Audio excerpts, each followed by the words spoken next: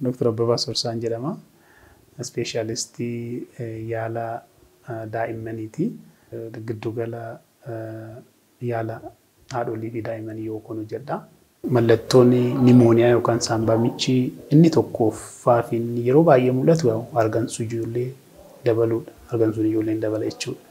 So ijoollee umuriin isaanii ji'a lama argansuun isaanii 30 amma 60 gidduu ta'uu jira jechuudha.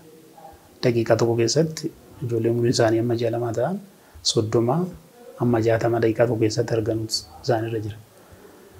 Garuu yoo sanaa ol ta'e 63, 64, 65 sanaaf ol yoo ta'e yaa argansuun isaa dabaleera jechuudha. So kun maal nutti agarsiisa? Jaansuun infekshinii sombaa yookaan nimooniyaa developii gochaa jiraachuu isaa nutti agarsiisa jechuudha. Kabiraa umuriin isaanii ji'a lama amma waggaa tokkootti amma 50tti daqiiqaa tokko keessatti amma argansuu 50 tu eegama. So sanaa ol gaafa ta'e dabalaa gaaf dhufu wanti biraa keessumaa naannoo sombasaa rakkinni jiraachuu isaa nutti agarsiisa jechuudha. Waggaa tokko amma waggaa 5tti amma 40tti mucaan ijoolleen tokko daqiiqaa tokko keessatti amma argansuu 40tti kan isaan arganuu isaa irra jiru. So sanaa ol gaaf ta'u immoo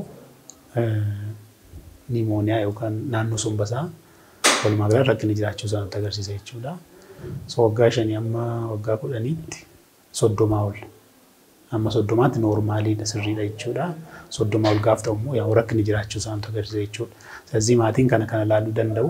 Kan biraan guddaan haalli mucaa sana keessumaa aktivitiin isaa maal fakkaata, haalli fudhannaa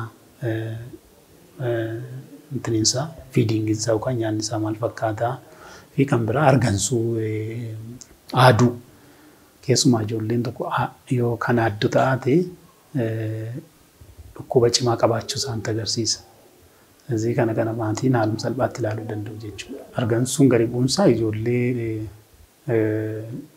umuriin isaanii amma ji'a tokko jiranitti rakkina qaba.